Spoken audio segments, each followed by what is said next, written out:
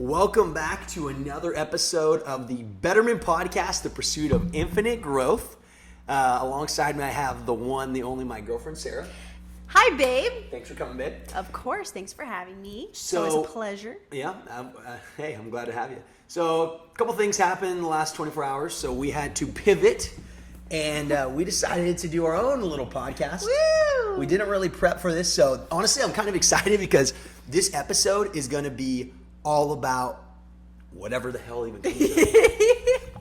We don't really know what's going to happen here. It's called Nick and Sarah's podcast. Yeah, it's not called the Betterment Podcast anymore. Exactly. Yeah. Just kidding. I'm It's just called Nick and Sarah's. Nick and Sarah. That's right. So what we're going to be doing today is we figured we were going to talk about 1 year of dating and maybe some other topics that have nothing to do with relationships because we're just winging it. But first off, babe, thanks for being here. I'm happy to be here. You look great. You look very pretty. Well, thank you. You look very handsome. Thanks, babe. So honestly, though, let's get right into it. Whatever that is. Okay, you go for it. Okay, what I'm thinking, the first thing I want to talk to you about, babe, is we're coming up on our 1 year anniversary. 1 year. 1 year. It feels like 10. 1 year of dating. So technically we've been... Actually, no. 1 year of dating. Yeah. 13 months. 13 months of knowing each other. True. We already passed our technical 1 year. We went to the Rams game. But what I wanted to ask you, let's start out with asking you some questions. Okay. Tell me about yourself. Is what have you learned in this last year in our relationship? What are some takeaways? Takeaways. If you really want something and you really love something, you put in so much sacrifice. Yeah. For me at least, the sacrifice has been not even in the moment feeling like a sacrifice because I love you so much and I want this to work so bad that it doesn't even feel like I'm putting in like a lot of work, even though like when you look at the outside you are, but when I guess I've learned when you really, really love someone, you'll do anything for them. Yeah. And you will go through any hardship. So I think I've learned a lot about what it truly means to be in love. And I don't think I've had that before. Well said. So, Same yes, thing. I love you. Love you too, babe. So I actually like that point because I've talked about it in a podcast I did, I think my last podcast or 2 podcasts ago, I don't remember. But it was one of the lessons that I learned in 2024. And one of those was that, if something's worth fighting for, you make it work. For the audience out there, not everyone knows our whole like situation in our love life. But you live in Orange County, babe. I live in San Diego. We live about an hour and a half away from each other. Up until recently, we were really only able to see each other 1 day a week because of our schedules and timing. And so that was really tough. And it's crazy because anyone that knows me knows that we can get into that too. We've come from very different paths. And we'll get into that. But on like the first step of this whole podcast is, it's taught me a lot about patience. When I think about like where I was a year ago when I met you, even 2 years ago when I was in Chico to who I am now, like completely different version of myself, but so much patience. And I couldn't have done it without you, right? Like you need constant validation and support from your loved one, your significant other, especially anyone that's doing any sort of long distance. I know there's people like, your good friend Kat and Lula, like they're doing... Shout out Kat and Lula. Shout out Kat and Lula. We thought we had a long distance. Yeah. We're literally an hour and a half, 2 hours max away. And my best friend Kat and her girlfriend Lula, they are in different countries at the moment. So their long distance is a whole plane right away, whereas we have it way easier, so we shouldn't be complaining that much. Poor us. Yeah. They're like, they'd kill for that. No, literally. Lula literally lives in Mexico and Kat lives in OC. Yes. So, they can't just drive to each other. She's got to fly. But, hey, we'll get them on the podcast. That's actually a good idea. We'll have like a little double date. A double date on the podcast. Stay tuned. Coming up in the near future. Yeah. But one of the things that obviously I really appreciate about our relationship, babe, is that it's helped me grow, right? And I think when you're dating someone, you want to be with someone that's constantly having you elevate yourself, push through your discomfort, and go into like the unknown.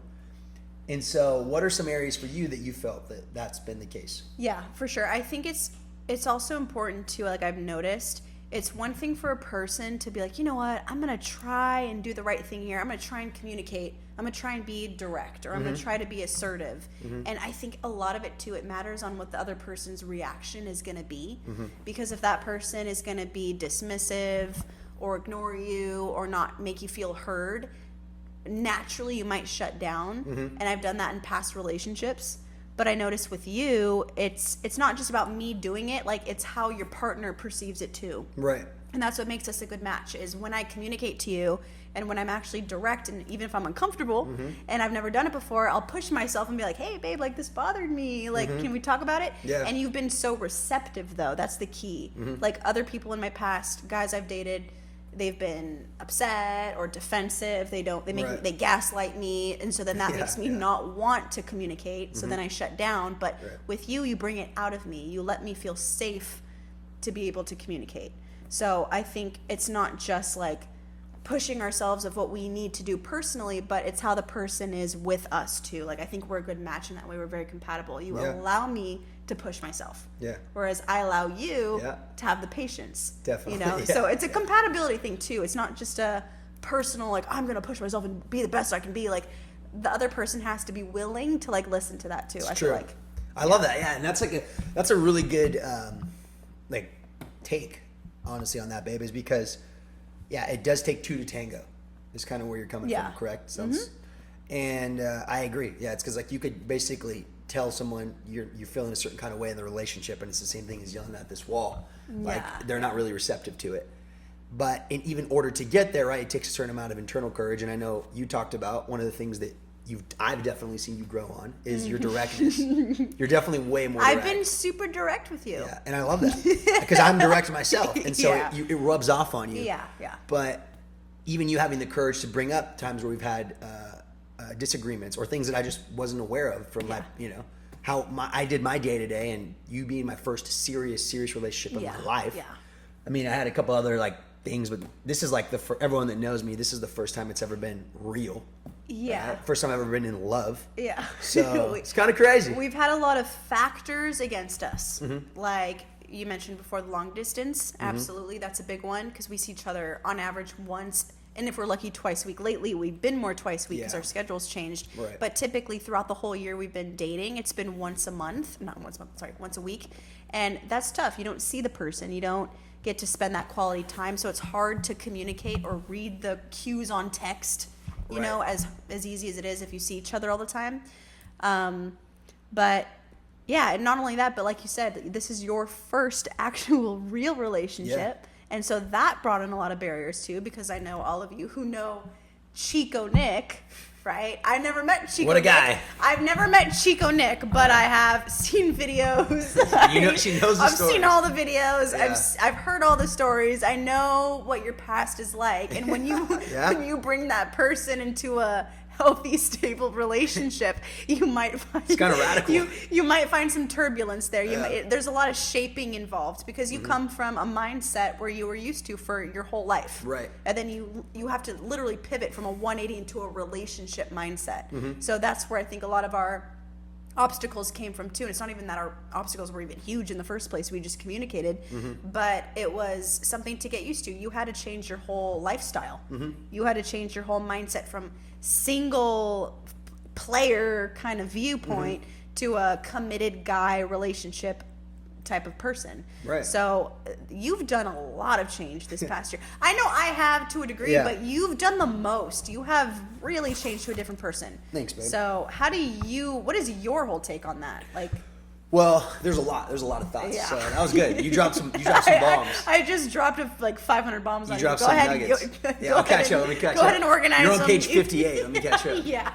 Let's start on page 1. I'm just kidding, babe. So a couple things. I think the first is, as you talked about earlier, right? Us only seeing each other once a week. What it forced us to do was to increase communication via text, phone, and FaceTime, right? We dated our phones, basically, pretty much. I mean, I would see her literally like 10 hours. In the very beginning, it was like 10 to 12 hours a week. So think about that. You see someone Sunday morning until Sunday afternoon. And it was definitely tough. But the benefit or the beauty out of it, because, anyone that knows me, I'm all about reframing and like, where's the positive of all this? Because it was definitely not easy, was we became excellent communicators, especially via text and phone. I mean, we talk all day, every day on the phone. We're texting constantly. And it allowed an area where I think most couples maybe actually falter because they don't they see each other more often, so they don't worry about the day-to-day texting. As much, yeah. And we actually had to heavily rely on that. And I like that because it allowed me to figure out, like, hey, how do I show you that I love you and care about you without seeing you, right? And of course, there's words of affirmation, like there's the whole 5 love languages. But you know, even like those videos, I would send you videos telling you I love you or I care about you or I'm thinking about you. And you start to become creative. I guess that's the thought that I was getting to, is you think creatively. Go ahead. No. You got it. No, for sure. And I want to give you some credit here because, again, like we mentioned before, for those of you who know Chico Nick, he's not necessarily a relationship type of guy. No shot. Yeah. You know, didn't exist. Like, but I can honestly say, from the time we started dating up until here, you have been so attentive to me. Like, you have given me a lot of attention, like Thanks, words of affirmation, all those love languages. Even though we haven't seen each other physically with quality time, you still text me all day, you called me all day, like you made me feel very much wanted and desired. And good. You know, and so I give you credit for that because you came from a place where you weren't used to that. Yeah, very that's right. Player kind of like idea. I'll see you when I see you at the bar. See you when I see you, Yeah. and it's just at that. It's just like a physical thing. It's nothing beyond physical. But you were very emotional right off the bat with me. And from what I can tell, like from what I felt, Right. like I always felt very cared for. Like it didn't take you a while to get there. You always were that from day one. So I appreciate that. I respect that a lot because that's not something you were used to, and you just jumped into it so easy, so smooth. And so I appreciate that. I respect it. Thanks, babe. Yeah, I mean, I think about the individual that obviously I had to be in order to, you know, be with you and to have the opportunity to date someone as amazing as you. So talk about that. Like, how did you become ready to like take it serious with me? For sure. Yeah. So I think about, there's a really good, you know, anyone that knows me knows I like to quote. I quote people all day, every day. I've read a lot of books and listen to a lot of podcasts. But there's a really good quote from Steve-O, actually. Steve-O, yeah, from Jackass. Yeah. Okay, so I'm Steve-O. Shout out Jackass. Steve-O. Yeah, what does Steve-O have to say about relationships? I'm curious. Enlighten me about this one. It's good. Just try to hear me out. Hear me out, okay? He was on a Joe Rogan podcast, and basically, you know, Steve-O was a drug addict and like scumbag. Just hold on. The story gets better, okay? Trust. Not necessarily husband of the year, but I want to hear it. I know. So he was talking to like his counselor, and he was like, you know, I want a girl that's, you know, pretty and in shape and has her shit together and all this. And the counselor asked Steve a really serious question. He was like, okay, but are you the kind of man that would attract that kind of woman? Oh. And yeah, see, it's that one coming. And he was like talking to Joe Rogan, because now anyone that knows Steve-O's been clean for, I don't know, like 10 plus years. He actually has his life together now. Yeah. And he's like, it made him think.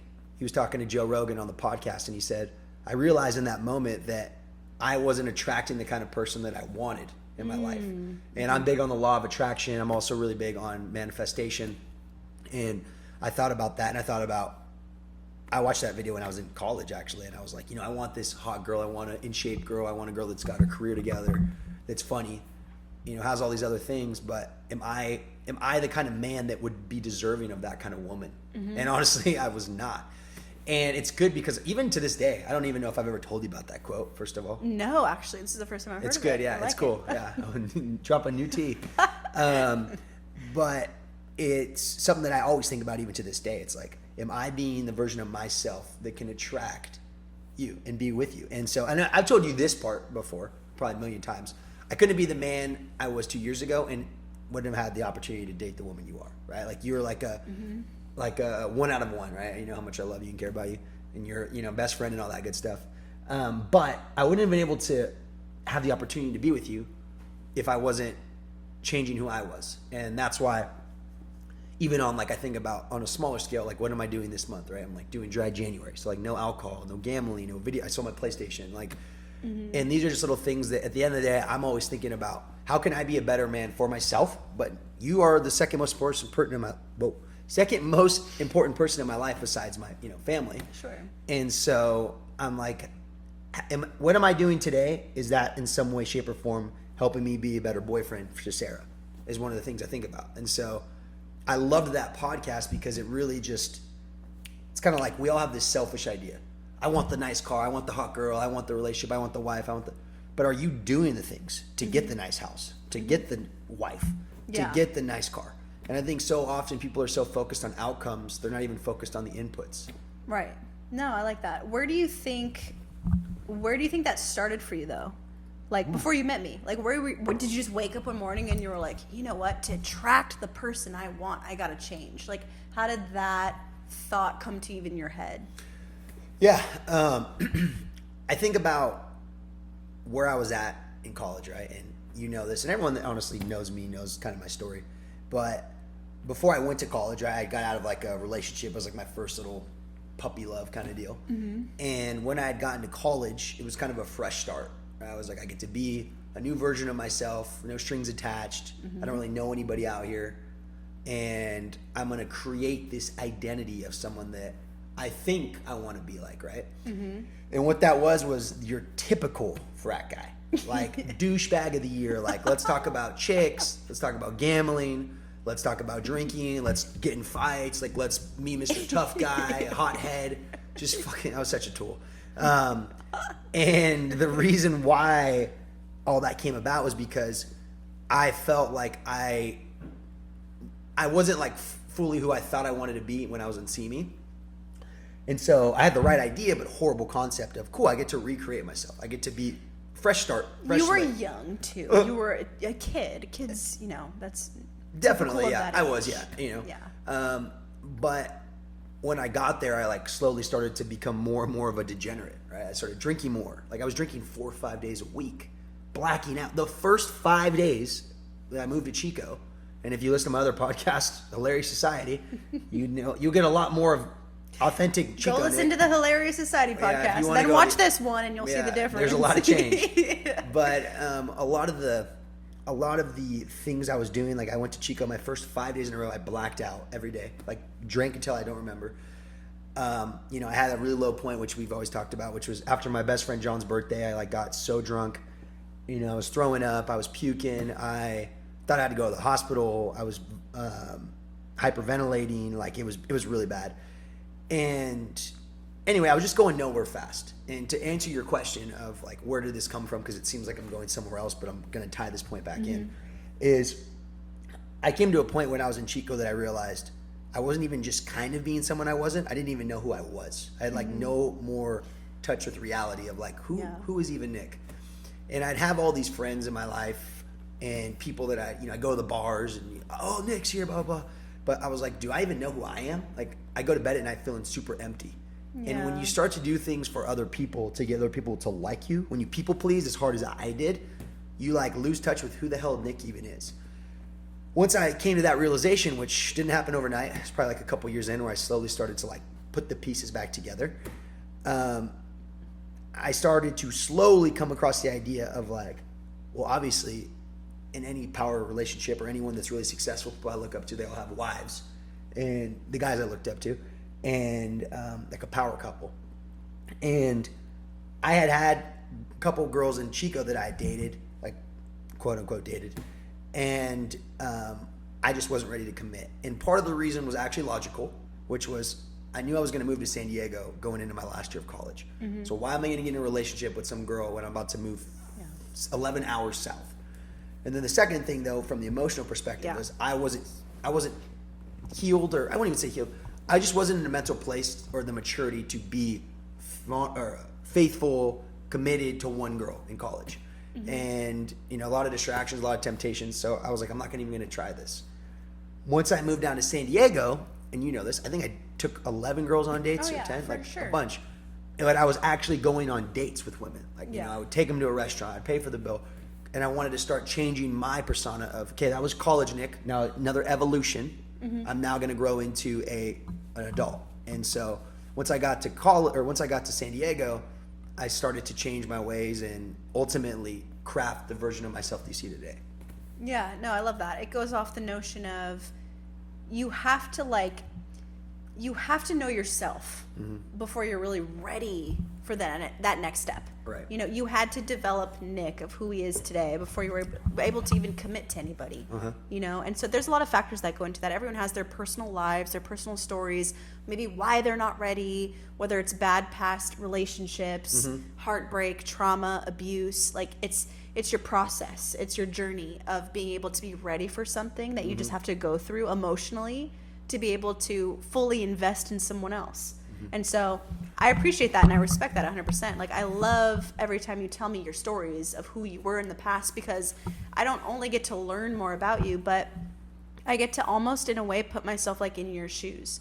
Like how I would feel if I was that too, what you were going through, not knowing yourself, feeling lost, like whatever that is, feeling like you were insecure or had to have validation from others or whatever that is. It's a journey of learning and growing, of becoming older and more mature of the person you are. And I think that's a beautiful journey. Like, you know, there's no, at least for me, there's no judgment when I hear that. Like, I think that's such a great story to tell. Like, you went from the bottom and you worked your way up to the top. And through that was steps. And you had to learn of who you were through that to be able to be who you are today. So I always like the stories you tell me. Thanks, babe. Yeah, I mean, it's the story we're writing, right? And I try to think about that all the time. And just like you, right? You know, for everyone listening, you're going to move out to your first place next week. And we'll actually want to get into that in a second and what your thoughts are on that. But I try to think of everything, especially when times are tough, is like you're writing your story. Yeah. Like, this is a chapter in your life that's hard, but you look back and you're really proud of yourself. And I think about like our relationship this year. Like, I went from like not kind of player, like total player. Yeah, right? For sure. To honestly the hardest type of relationship you could have with someone that would be even for like a normal guy or girl that's been in a relationship, like once a week. I mean, you know, TMI, but I'm all about vulnerability. I mean, you stepped over like once a month. So it was like coming from a player, like who you were like at that time, into this new relationship that you don't get to see me. Yeah. We don't have quality time. You live an hour and a half away. There's limitations and rules to our relationship given, you know, outside of our control. Outside of our control. And you really overcame those challenges, like I said earlier, very smooth and very maturely. And so I give you a lot of props for that. You've done a lot of sacrifice in our relationship. Thanks, babe. And also, quick note, if you use the word, you know where I'm going with this. Yeah. Go for it. Let's hear it. Let it rip. Give it to the crowd. Give it to the crowd. I reminded you and you just went for it. I know. I get ADHD. This is why I love this girl. She is totally used to my ADHD. If you change the word in a sentence from but to and, it takes it from a negative to a positive. And I don't know where I saw this. I think I actually came up with something on my own for once. But it's crazy how literally just word crafting, as it's called, is so important. So changing a word from like, we're going to hang out, but, you know, after we're going to see my family or whatever, versus we're going to hang out and we get to see my family after. Like, just that little shift will completely change the way someone interprets it. So what I was going to say had nothing to do with anything. Well, it did, but like, I don't know why I started the sentence with but anyway. I think I said it. I was like, and in my sentence, and you were like, but yeah, no, I think it was me. But anyway, I was going to say, and on that topic to transition, let's talk about you moving out and what are your thoughts on you going into your first little place? Yeah, so I'm a little bit late to the game. I'm 27 years old and I'm moving out for the very first time. It's not like abnormal or anything, but I did throughout college, my undergrad, my master's program, I stayed at home just to save money. So I've been with my mom my whole life, not my whole life, ever since my parents divorced back in the day, I switched with my mom. So point is, I'm moving out for the very first time next week. I move into my new place on February 1st. Woohoo! I know, right? Yeah. So I'm super excited for that because I finally get to feel like I can turn that chapter and really just live a whole new life for me, for Sarah. And in doing that, I'm gonna learn a lot. I'm gonna learn a lot of things that I think my friends and everyone else has already experienced at an earlier age, like when they were 21 going off to college for the first time because they lived in dorms or they had roommates and they went away to school. I'm a little bit late, but I'm excited to finally do it by myself. I just want to live life on my terms and learn independence through that, you know, and learn who I really am, how I'm going to navigate hardships by myself without turning to help for anybody. Not that I'm not going to ask you, or I know people are going to be there for me to support me, but I'm excited to finally start something very, very new for me. It's been a while. It's been a lot of school. It's been a lot of saving money, staying home, kind of the same old typical routine. And finally now I get to close that and start something 100% out of the norm that I'm used to as I know life today. So I'm excited for that. I'm more excited than nervous. I know it's going to be fine. And I'm so eager to like learn a new side of the world, a new side of life, instead of like living with my mom all these times. So I'm super excited for it. Yeah, I think one of the things that's going to come from it that does naturally when anyone moves out is, you'll have a, kind of like you said earlier, a new perspective on the world and relationship with even your mom and your family, right? Like, we were talking about this before, and we have before. It's like when you move out, like, of course everyone loves their family, but, you know, there comes a point where the bird leaves the nest. And I remember when I first moved out, like, my relationship with my parents got a lot better because you start to miss them. Like, you know, when you're around them the whole time, it's hard, honestly, it's hard to miss something if you always have it. You know, that whole saying, you don't know what you have till it's gone. Yeah. And even though the thing is too, you're moving down the street, like you're not moving far away. When I moved away, right, I moved from Simi Valley to Chico, which is literally a 8-hour drive. Yeah. And so there's things that you miss, and then you actually want to come home more often, and the relationship's able to grow organically. Yeah. And I think that's one of the coolest things that I was able to have perspective of is you hear that whole saying when you're young, like, one day you're going to miss me being around or whatnot, right? Yeah. And to a lesser extent, not saying no one's going anywhere anytime soon, but it's a, you know, when I remember going to college thinking like, I actually miss just, you know, hanging out with my mom or and eating dinner with her or watching football with my dad. And those are the things that you'll have that gratitude and that authentic want that you maybe aren't aware of when you're living with them. So I'm excited for that. I'm excited for, you know, you and your mom and your relationship, you and your dad. The other cool thing that I think that will come from it is the maturity that will come by living on your own. Yeah. Such as, like, you know, setting up your utility bill and which Team Solar, but it's an apartment. We can't do anything. Not yet. Maybe one day. Yeah. You'll be my salesman for sure. Yes. So no, but I agree with that 100%. And that's what I'm looking forward to the most. Like, I am going to naturally want like my family much more instead of being like, oh, I'm annoyed, I live with my mom, like two adults in one house, they often butt heads, and I can't speak on behalf of everyone, but when it's two males or two females, like at one point you're same like, sex too, you gotta just kind of like do same your gender, thing, like living you need together. your space. So I'm excited because right now in my life, because I haven't moved out yet, I don't feel a need for my family because I see them all the time. Like, they're always there. They're always going to be there to help me when I need them. I don't even have to ask because I live with them, so they know. So now it's going to be where I'm alone. So I'm going to have to actually desire that interaction to be like, hey, I need help with this. Can you help me? Like, and build the relationship in a more genuine sense, because it's much more needed. And I know I'm going to need my family, 100%. Like, I'm not saying I'm going to be this person that's going to go away and I don't need you guys, screw you. Like, no, I want my family to be there by me. But I want to do so in more of like a healthy way where it's an adult doing this on their own and they get the advice, the opinions, the support of other adults who've been through it before.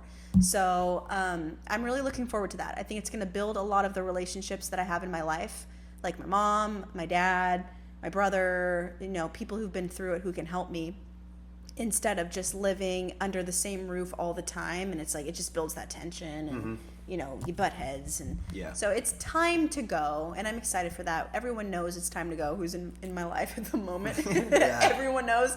But I think my relationships 100% will get stronger from it. And I will value that family time much more than I do currently at the moment. And I feel bad for saying that, but it's going to really, that's what I'm looking forward to the most. It's going to build my relationships that need to be stronger. So, yeah, I'm excited. Overall, like my thoughts on it are just eagerness. I'm just antsy at this point. I'm like, I want to get out. Like, I want to just start this chapter. I want to just learn. I want to grow. I want to have my family with me. Like, you know, start a whole new perspective on life. What are one or two of the things you're most excited about entering this new chapter of your life? Learning my independence. Not saying I'm not already independent, but when I mean independent, I mean independent in the way of the world. Like, know how the world works, like business-wise, and oh my God, what happens if your sink breaks? Who do you call? Like, something. Ghostbusters. It sounds Ghostbusters for sure. It sounds stupid because, again, this is my first time moving out, so I don't know basic things that maybe a lot of people already know, but I'm excited to learn those things. Like, I want to know more about like taxes and how I get my stuff together, and business-wise, finances, how to budget more, how to look at credit, how to look at interest rates, how to, who to call for this when that happens, who to call for this when that happens. And right now I don't have to necessarily think of those things because I'm still with my family. Like, they just do it for me. So that's the whole point of moving out, is for no one to do things for me. It's for me to do it for myself. Right. So independence is the answer I would say to that question. Yeah, that's it. Kind of, as you were speaking, it made me think of a point where it's like, you don't know what you don't know, right? Yeah. And you will, but there are questions that you don't even have that you're gonna have when you move out, such as like who to call for taxes, how do you do it, like, as far as like plumbing, and how does the property management work with that, like what things do they cover, what things do you cover, the utility. And so that in itself is always exciting because it's just a new perspective of life, right? You're going to get a new sort of view, and this is something else we didn't even talk about. Your appreciation for your mom and your dad, though you already have it, is going to go through the roof when you understand all the things they did for you. For sure. I think about when I was in college, my first year, such an idiot. I almost failed out. Didn't though, got the degree, baby. Woo woo. And hey, C's get degrees, babe. That's right. They don't have a GPA on the diploma. C's. Yeah. What was your GPA? It was like 2.8. Okay, there you go. 2.8. Not Yay, 2.0. woo! We love the junior 2.8. college was like 3.5. Actually, I crushed. But anyway, Okay. so just like toot my own horn. But the thing that I was going to talk about was, the when I first moved out and went to college, my parents were basically going to pay for my schooling. That was one of the things. They said, hey, if you want us to pay for you to move out, you have to go to college. So I was like, I guess I'll go. Everyone that knows me knows my thoughts on college. I think it's good for some people. I think it's a waste of time for others, depending on what you do with it and how it implements. Like for you, you're a therapist, for God's sakes. Like, it clearly was important that you learn psychology. Lots of schooling. Yeah, you got your master's too for that. I was a comms major, so I will and forever talk shit about comms because it's the biggest waste of time ever of all time. It's so stupid. Yet it should be the most important, honestly. Well, communication is key. When your teachers have trouble public speaking, or when the kids in your class that are also seniors can't sit in front of a group of 10 people and deliver a 30-minute or 30-second pitch, it's a red flag. So business and life will teach you so much more than school, but that's a whole nother story, in my opinion. What I wanted to talk about, though, is when I moved away to college, my first year, I almost failed out because I wasn't taking it serious. I was being an idiot. I was being a dumbass. I was drinking too much. And I came to an agreement with my parents where we both agreed to just cut me off.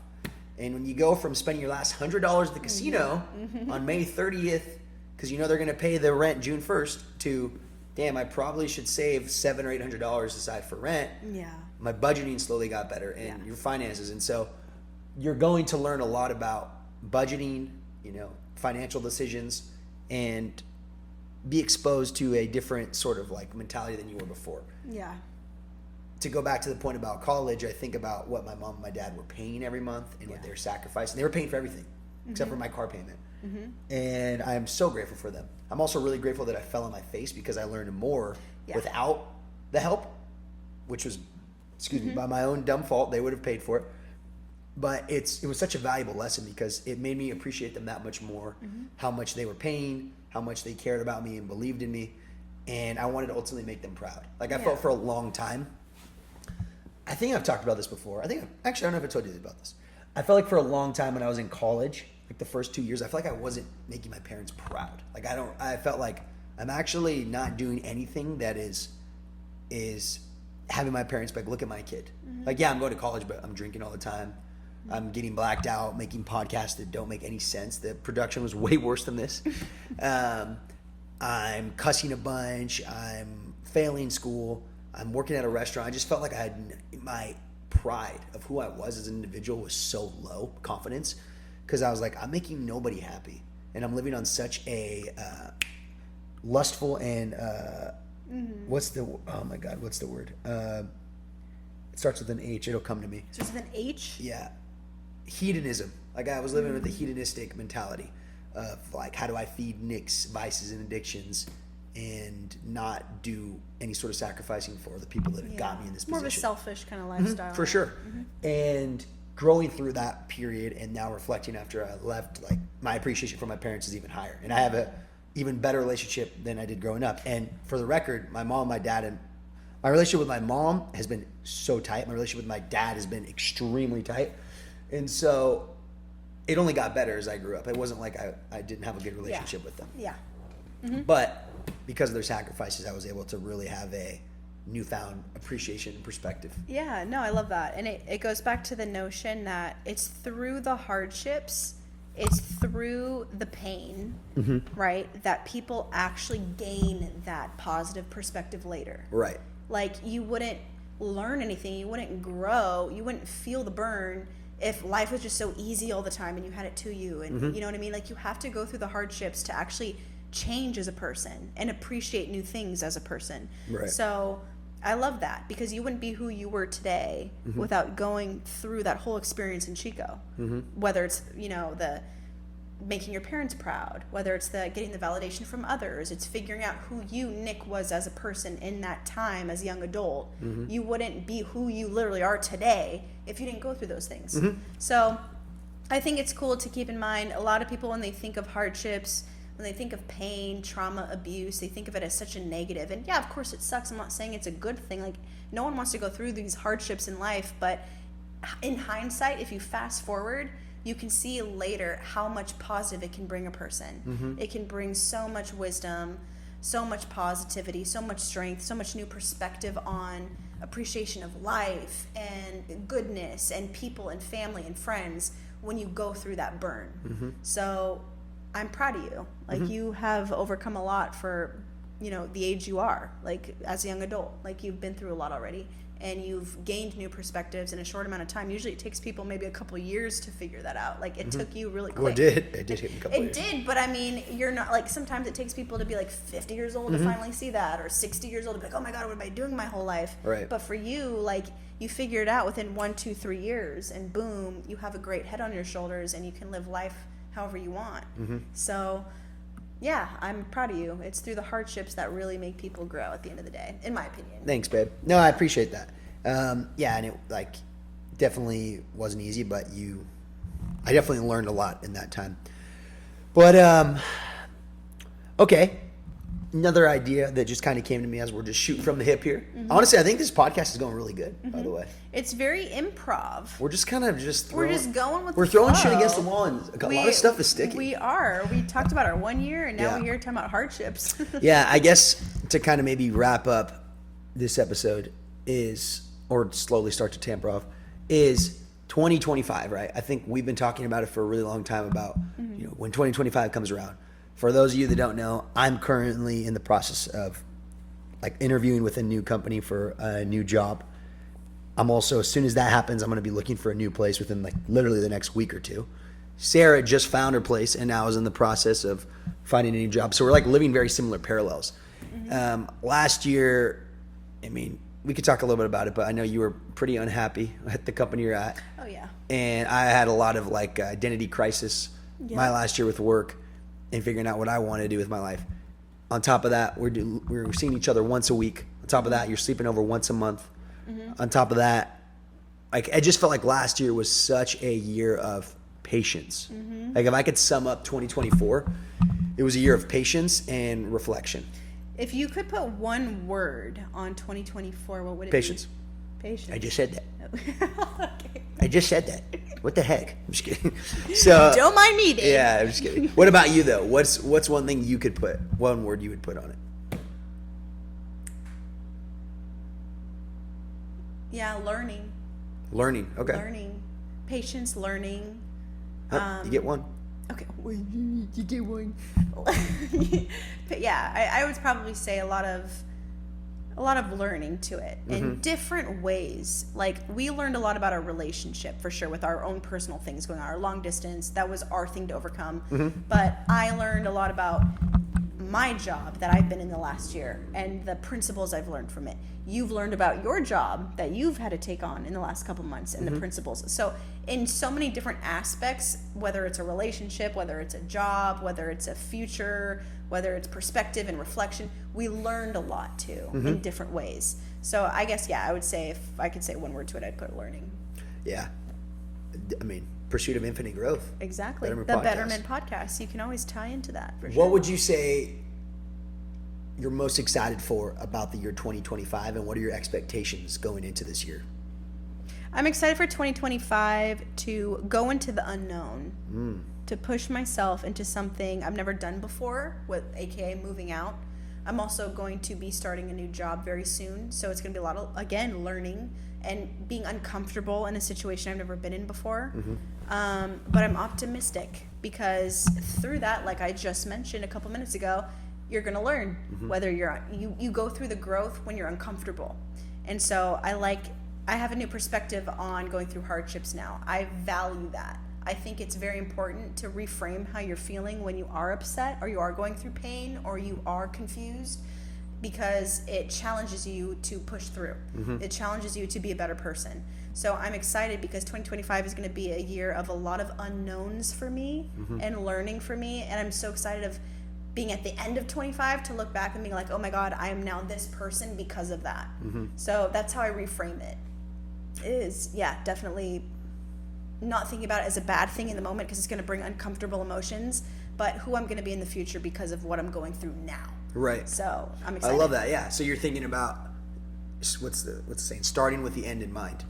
Yeah. Like who you're going to become. Yeah. And I think that's a great way just to look at life in general, is like something that we talked about like off camera, that anyone that has heard me speak about this, I'm really big on like reflection videos, right? And constantly just basically any point in your life, grab your phone and just take a recording of like where you're at in life, what's going on. Doesn't even have to be anything exciting. Just it could be like what's been going on the last couple of weeks. And I've been doing this since I've been 19, so I'm 26. So I have like 6 years of documentation, aside from the YouTube and the vlogs. These ones are way more personal. And I had this idea pop into my mind the other night, and I think it's from all the podcasts I've been listening to from like Alex Hormozy, who's a really great entrepreneurial social media figure that you guys should check out if you haven't heard of him. And he talked about when it comes to interviewing, and even with all the interviews I've been doing lately, they've been asking me like, where do you see yourself in 5 years, right? Or in his case, he was asking like, hey, there's 19-year-olds that have the wisdom of an 80-year-old, and there's 80-year-olds that have a wisdom of a 19-year-old. And what they mean by that is the more successful you become, the longer the time horizons are, and the more realistic they are about their time horizons. If you meet someone that's like, I'm going to be a billionaire by 20, and they're 19, it's like, okay, that's great. I'm not saying don't chase your dreams, but you need to be a little bit more realistic. And it also tells me they haven't actually put the time, energy, and thought into how they would make $1 billion. Like that doesn't happen overnight. Right. Yeah. The other thing though is when you have people that are like, hey, I'm 20, but by the time I'm 35, I'll be worth multi-millions and take the money out of it. I'll be married. I'm going to have X amount of properties. I'm going to have this business. And they know where they're going and they have it down to like the detail. Those people have a way higher likelihood of actually being successful because they're playing on a way different time horizon. When I thought about that, it made me reflect of where I'm at in my own life. I constantly write down my daily goals, which is great for the day. And I have my monthly goals and I have my yearly goals. But I have never even thought about where I'm really going to be at 30. I'm 26. That's only 4 years away. I haven't actually put the time and energy into that. And that's only 4 years. So what I think about is a lot of these, in fact, all of them, damn near, successful people that I listen to, business entrepreneurs, just people that are happy in their family life, they have like decade goals or like, dude, in 10 years from now, I'm going to be here 20 years.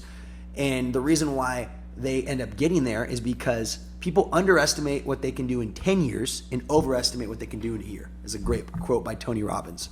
And, the whole idea of like, by the end of the year, I'm going to have a six-pack and have a $200,000 in the bank. Like that is doable. But one, you're going to put way higher expectations. The stress of you being 6 months in and nowhere close to your goal is going to put a level of doubt and self-confidence, self-deprivation. Versus like, hey, in 10 years from now, if I keep saving, like compound interest, I keep investing, and I keep going to the gym 5 days a week, and I eat clean, and I don't sabotage my weekends, which is something that I personally have been doing really well at, which I'm proud of myself. you will be that millionaire with all that money in the bank. Yeah. And so to end the kind of thought here, I'm trying to look at things from different time horizons, right? Like me and Sarah crossed our 1 year mark. I'm coming into 2025. I'm really excited about it. But now I start thinking, right? Like, well, when we got married and got a house, like, okay, that's not going to happen tomorrow or next year. Yeah. But am I doing things today to prepare myself so that by 2030, maybe we do have a house and we are married or whatever, right? And me and Sarah are only a year into our relationship, right? But I'm constantly trying to now shift my thinking of like, how do I just make 2025 a good year? And it's like, how do I finish the decade strong? And so thinking in that way has kind of changed my thoughts and changed my frame and perspective on timelines and goals. But it's also made things actually more digestible versus like, oh, dude, I got to save $1 million by the end of 2025. It's like, okay, dude, just let's get a job first. Yeah, one step at a time, baby steps. Take it one day as you can every single day. And people do have goals 5 years down the road, 1 year down the road, 10 years, 20 years, absolutely. And that's a great perspective and idea to have. Like, continue to have those goals down the road. But again, it even ties into your podcast last time you did of consistency. Is if you have that goal, okay, let's be consistent about it, one day at a time. How can we work towards that goal? Because it's not going to happen overnight. Right. Like, you have to take those baby steps to achieve that, and give it the patience and the grace it deserves. So I love that. Well, babe, I love you, Shadi. I love you too. Well, this is going to honestly wrap up another episode of the Betterment Podcast, the pursuit of infinite growth. Babe, any final thoughts? Whoa. Any final thoughts? Anything you guys want to let us know here? Thank you so much for listening. Damn, what if I sound like that on a first date? Would you talk to me? I would definitely give you a second date because that's pretty real. Thanks. Whoa, that's tough. Sorry. Hopefully not too many dates sound like that. But what final thoughts do you have for our listeners? Final thoughts is go into 2025, absolutely have goals in mind, but give yourself patience, give yourself grace, take it one day at a time. Right. You got this. Life is it's the journey, and take every day as much as you can and live it to the most, live it to the best you can. So don't give yourself too much pressure. You got this. And I'm excited for 2025 for us, not only as a relationship, but personally, our own individual goals. Right. And day by day. I love that. I'm excited. That's yeah. I would say my final thoughts to wrap up is if you have the vulnerability and humility to look yourself in the mirror and figure out your flaws, you can find love. Because I think for a long time I didn't want anyone to know my insecurities or vulnerabilities, and I was embarrassed.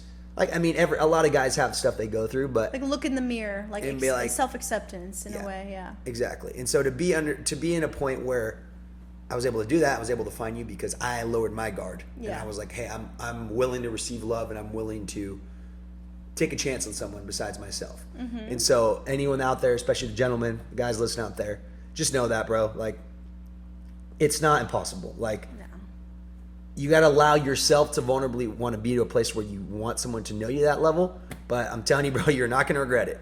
So with that being said, this is going to wrap up another episode of the Betterment Podcast, Pursuit of Infinite Growth. High five. Woo!